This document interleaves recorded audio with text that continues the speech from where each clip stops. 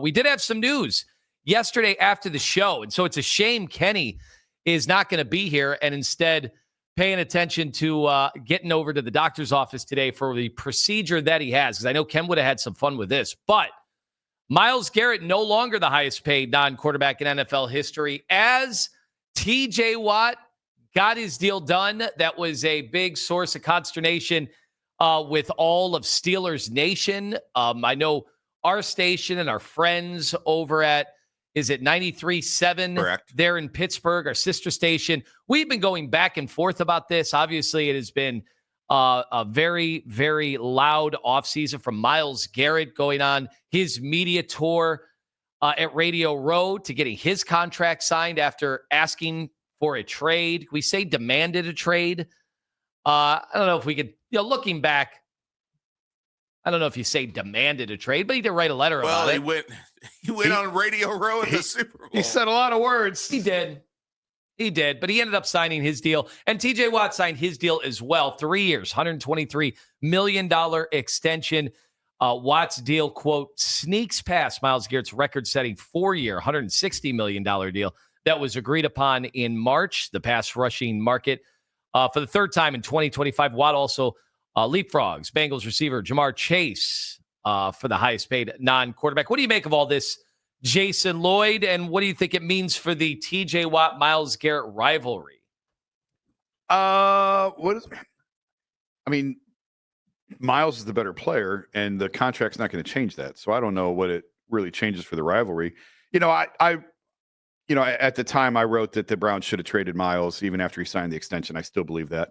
But the one thing that I thought that as you see this play out, as you watch this play out, I think the Browns have this philosophy that if you believe, if you know, then go. Like if you believe in the guy, get it done early, because it's going to be a lot cheaper to be early than it is to be late. And the fact that I think they set the market on Myles is a good thing for them, because it was only going to get more expensive as it went. But at the same time, I think the NFL is probably throwing their hands up again, going, well, here we go with the Browns. Because obviously the Deshaun contract felt that way to a lot of people. I talked to teams that were upset over the Njoku contract, the one that he signed previously, that they felt like it was out of range of the market and what he had earned. And now here they go again with Myles sort of setting the market. Not that Myles doesn't deserve what he got. Obviously, he's the best pass rusher in the league. But they set the market here for this. And now I'm curious to see what happens in Cincinnati now with Trey Hendrickson, because that's the next domino to fall. And then how does this impact them? And I think we all know Cincinnati does not like paying players an exorbitant amount of money, and they've got a lot of really good players coming up here. And they basically sold the naming rights to pay for Burrow. And now it's just incredible to think about. Yeah. An NFL team with the amount of TV revenue they're getting guaranteed every single year, and it seems to go up exponentially. Yeah. That you have a team in this state, in this division, that is struggling with that. Yeah, if you look at the timing of it, I was told that when they took the name down, when they sold the naming rights, that was basically going straight to Burrow. That's you might as well call it Joe Burrow Stadium. What else can they sell? Blood, plasma. At this point, yeah, right. The whole part about this is the guaranteed money, and I wondered about Myles Garrett when he was looking for a deal after Deshaun Watson got the guarantee contract. I'm like, do the Browns have a lot of negotiating power in something like this with Myles? And then Myles took it to the next level. What did Myles Garrett do? He wrote a letter saying, I want out. Yeah. He goes on Media Row. And it was a bit embarrassing for the organization. He could have gone scorched earth. I don't think he ever went scorched earth. Pretty close. But what I mean by that is I don't think he trashed the organization like they're a clueless organization. They're not trying to win ever. Like, I don't think he was ever saying that. And nor do I think he did that to Cleveland, because I think he always knew in the back of his mind that he was going to be willing if they came to him immediately with the right contract. He was clearly prepared to sign it, because that's exactly what happened. How much more did he extract from the Browns in doing that? Was it worth the pain for him? Well, clearly he thought it was, because he got, I think it was estimated $123.5 million guaranteed. Unfortunately, and this sucks for fans, these conversations have to get a little ugly for you to get what you want. TJ Watt, he had to be okay digging in and getting some Steelers fans mad. Steelers media, they turned on him. because we played the audio from time to time here. So it has to get that way for you to truly get what you want. I kind of think fans in 2025 are not 100% okay with it, but kind of seems to me, even after seeing the reaction of TJ Watt signing that deal, Browns fans are digging in the rivalry again. Like, we got the better player. Like, fans have gotten over, a lot of them, the media tour. The problem for Miles is, I mean, if he doesn't fulfill expectations or come close, then it'll get brought up again. Yeah. Once the ink's dry on the contract, then fans for the most part move on. I was surprised a little bit how many people agreed with me. Maybe that was just in the moment. I mean, certainly a lot of people disagreed with me too, and were very upset with what I wrote, even though I don't think they really read the entire article. They were upset over one paragraph, and the whole gist of it was the Browns' two highest paid players now both told them they don't want to be here, and they just gave them enough zeros to where they said, yeah, it's not so bad here. Okay, we'll stay. But ultimately, the fans just want you on the field and they want you to produce. That's it. And certainly Miles will do that. The situation with Miles when in that negotiation to me was he had 2 years of control left. He had no leverage. You have now given him a no trade clause. He went from no leverage to all of the leverage. And I never understood exactly why the Browns did what they did in that negotiation with Miles. But I mean, he's going to be a Brown for life. And that part of it is a good thing. I do laugh because, you know, as fans, we're put in this spot where we have to cheer for our guy. We have to go all out for our guy in any arguments. Then the minute they ask for a trade, we took the calls every day, like, get him out of here.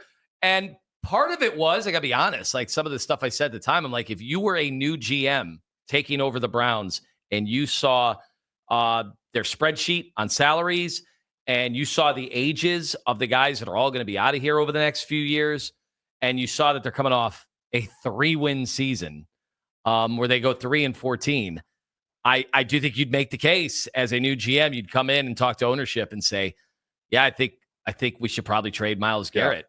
This would be the way to propel this team into a rebuild in the most sane, most appropriate ways, which is load up, get the, what did we think we could get if we put Myles Garrett on the open market for the trade? Maybe 2 1s, maybe. Okay, 2 1s.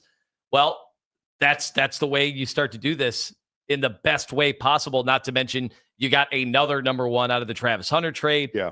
But they kept him. So it's weird because it seems like there's going to be a pivot here in the next few years. And it's why I've been asking the question. And you heard this show get into it over the last few days about the guard. Really, it ended up being the Guardians versus the Browns in terms of who's trying to win and who's not to. And this is something I do want to ask you about. But like, to make the argument this year, are the Browns truly, even though they did sign Myles Garrett, are they truly about winning this season as we are getting closer and closer to training camp? I want you to answer that. I think the weird thing about it is, guys, is like despite everything, he's still the most talented quarterback on the roster. And like as much as you invested in him and as much as you still have to invest in him going forward based on the guarantees of the contract, selling on him now, getting rid of him now, just bailing on him now would be selling really low. So like even if there's like a 1% chance that the old Deshaun Watson is going to reemerge at some point, you've already been through an entire offseason with him. Like, I don't know. Like, I just sort of feel like, you know, it makes sense to stash him, you know, and see what happens.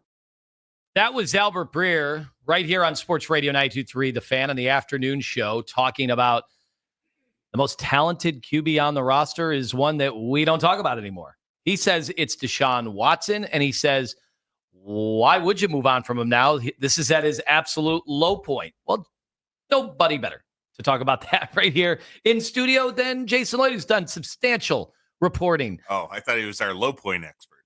I think he might know that as well.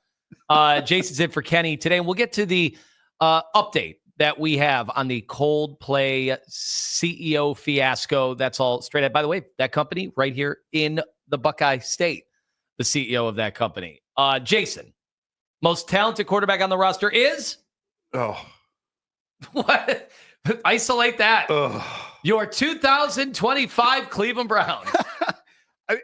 I mean, if if Deshaun Watson is the most talented quarterback on your roster right now, then I think that's an indictment on everybody else in the room. I agree with that. At the same time, I would go back and point to the last time Flacco and Watson both played in the same season. I thought Joe outplayed him. Fair or no? Oh, yeah. Yeah. Yeah. So I don't know how you can sit here and say that. And it's funny because, like, I would say Joe Flacco is probably the most talented quarterback on this roster. And yet I've spent the summer saying, I think Kenny Pickett's going to win the starting job. So it's just sort of the dilemma that the Browns are in right now, or where they're at. And the idea of, like, moving on from Deshaun, I think it's complicated because of the cap situation. Obviously makes it complicated, and the dead cap money and all that. I've also talked to people in sports who say just you have to get them out of the building to move on. You just have to move on. You got to cut it out.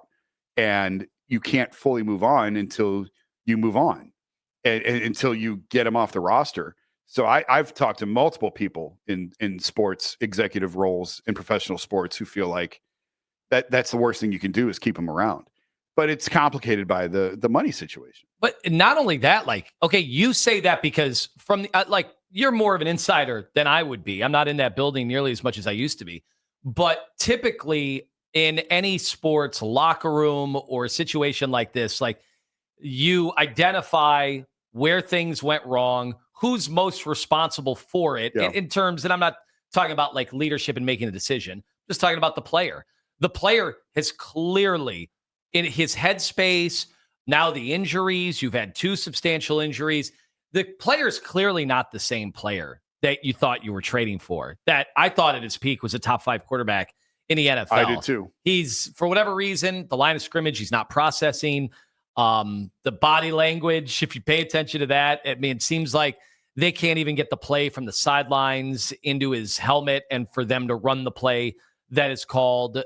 There's just been, and then he hasn't been accurate, right? He's not, man, he used to just, if you look at the instincts, there's a game that I remember from, I think, his rookie year against Seattle. I think Seattle was coming off the Super Bowl or whatever, and they still were the Legion of Boom, and he toyed with them. Yeah. He had like 370 passing yards. He was killing them on the run. He wasn't thinking. He was just playing. That's gone. Now, I don't know if he can ever get that back. I assume that's not happening in Cleveland. But yet, at the same time, Jason, I mean, the owner, looked from the videos or the pictures I saw, was at his wedding. He's been. You might as well see what he paid for. Well, that could be, but he's been working out. Jerry Jeudy's been working out with his teammates. So you can't make it seem like he's some horrendous teammate, even though I thought it was ridiculous that he did not rehab at all or didn't even show up to his teammates' games. Yeah. When Dak Prescott was on crutches, barely able to walk, and was showing up to the Cowboys games. I thought that was clear indication that, there was a separation coming. I agree with you. But it doesn't seem like they hate him or anything. No, I don't think the organization, in fact, I think it's quite the opposite. I think they still like him quite a bit in terms of leadership and in terms of. There's fans hear that and they cannot believe it. But I think listen, I wrote about it after the season. I think players were fed up with it. And, you talk about what happened to the quarterback from Houston. He just looked broken mentally and emotionally to me from everything that he went through, even beyond the physical injuries that he had. I mean, I wrote about it after the season. They would set protections for an 8-yard drop and he would get to 6. And he couldn't even get to the right drops, which is part of the reason why you saw all the sacks that they had, was because he was in places where he wasn't supposed to be. And he was panicking. I mean, he just wasn't at ease with the time off killed him there. I just thought he'd get it back. Yeah. I thought, okay, rust factor. Remember the first game against the Texans, right? He was throwing dirt balls. And I'm like, all right, well, that's just the time off. Right. Never really got more accurate. I mean, I know he had a nice half against Baltimore, but he was never accurate. People clung to the second half or first half against Baltimore like it was air in their lungs for an entire offseason. And then, Zach and I talked about it during training camp last week, Zach Jackson during training camp last year, that like something's wrong. This looks bad. This looks really, really bad. And then the Cowboys game was every bit as bad and worse than you could fear that it was than the opener. He's throwing the ball 7 yards out of bounds. And I've talked to players after that said, oh, we knew we were screwed going into the Dallas game. We knew it was going to look like that. We knew that it was, I think the entire season sort of unraveled on them more than they expected that it would. But they knew they weren't ready for that opener just based on what they had seen in camp. I do think also when Breer is saying that he's the best, most talented guy in the roster, it's just more of an indictment on the other guys. It sounds to me like, he's not really believing in the two rookies. I mean, he did say, Breer said that, his sources within the building were like, Shedeur is a little bit behind. Yes. Now he did say he got kind of back up to speed, but if you're behind, like this is a 4-person race. Yeah. You can't be behind at all. Like you kind of got to be there. And Joe Flacco, they clearly know that Joe Flacco probably doesn't have to take all that many reps. Like they can do whatever with Joe Flacco. And I don't know, do you think if there was an injury at another camp, who is the first guy out? Who would the Browns trade to just recoup something? Would it be Kenny Pickett or would it be Joe Flacco? I don't think we know yet. And I'm not trying to take the cop out, but I think we have to get into training camp, get into the joint practices and see. I think a lot of people would say Pickett would be the first one out. And I get why you say that. I totally get it. Like, again, I think Flacco's the most talented quarterback of the four of them. Obviously, they went out and got Pickett, not to be a trade chip. They thought it's a dart. Why would they be? That was the first quarterback. Like they prioritized him. Right. So why would they be giving up on that dart when we haven't even really seen football? That's exactly it. And I just don't understand the upshot to playing a 40-year-old quarterback. I don't understand what you're trying to accomplish from that. Do you really think you're going to compete for a Super Bowl with this roster and with Joe Flacco at quarterback? I don't. The whole focus and the whole mission of this organization is find the next quarterback. How do you find the next quarterback? And maybe you ran into something with Dylan Gabriel and Shedeur, maybe, and in which case, okay, well, that's great. Now you got 2 first-round picks now to fill out the rest of the roster. I think more likely they're looking at this and they traded down from 2 to 5 to find their next quarterback next year and the draft next year. So this season is sort of a gap year. And I just don't know what the upside is in playing a 40-year-old quarterback. I'd rather him play Kenny Pickett. All right, Jason, do you want to move to a more uplifting story? Always. Nathan Segura said something very interesting with us, maybe flies in the face of what many of us thought was the pecking order of the quarterbacks. Take it away, Nathan Segura. We were conditioned to not like Kenny Pickett. He was the starting quarterback of the Steelers, so we had to tear him down and tear down his hands and, he doesn't throw enough touchdowns and all those things because that's what fans do. Now, what you're hoping is that he can come in and be an efficient operator of this offense, and Kenny Pickett has shown he can be clutch. You don't have 7-game winning drives in 25 starts if you don't have some type of clutch meter and the ability to come through in pressure situations. Some of these early quarterbacks bounce around the league. Obviously, Baker going and now becoming a perennial Pro Bowler with the Tampa Bay Buccaneers. Sam Darnold, what he did last year in Minnesota. And, you're hoping that maybe Kenny Pickett can be a guy like that for the Cleveland Browns. And it certainly sounded like Nathan, if he were a betting man, that they're getting Kenny Pickett ready to start week 1 against the Bengals. It seemed like you were nodding your head in agreement, Jason Lloyd. Seems like you've been saying that. I've been saying all along that I thought Pickett was going to be the starter. And every time I say it, people get angry. Say, how can you say that? Well, somebody with the Browns just told you that. That's who they went and got first. He was the priority that they acquired as soon as the season ended. They went out and they got him first. If Joe Flacco, if they wanted him so badly, why didn't they sign him when free agency opened? Why did they wait a month into free agency to bring him in? So are they doing something different? I know we only get 1 day a week during OTAs and minicamp and all that, right? Where the media is allowed in to watch what's going on. And it doesn't seem like he's the priority then. Who? Kenny Pickett. It seems like, if anything, he's at least split priority with Flacco, and the rookies are on a different priority scale right now. I mean, we were out there. There were days Joe didn't throw it all when we were out there during the minicamp. He's 40. Exactly. So they were using and I think they know what they definitely know what Joe can do. They've seen him in the offense. I think they have a decent understanding of what Pickett can do. I think they wanted to get a good look at the 2 rookies. And I think you'll probably see that continue into training camp, that they're going to split all 4. They're going to give all 4 reps. But I think Kenny's in the lead right now. Okay. We got some more here from Nathan. If you want to play Go ahead. Here. Maybe.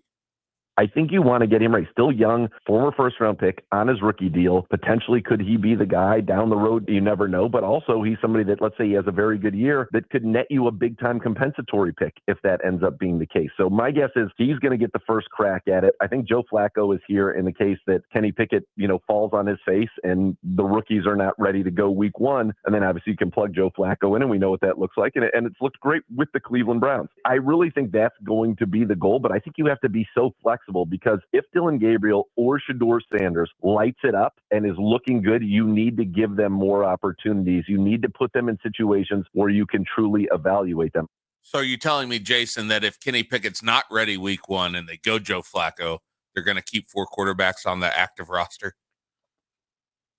I don't see why they can't keep 4 quarterbacks on the active roster, only because this isn't a team that's going to compete for a Super Bowl. So what does it matter?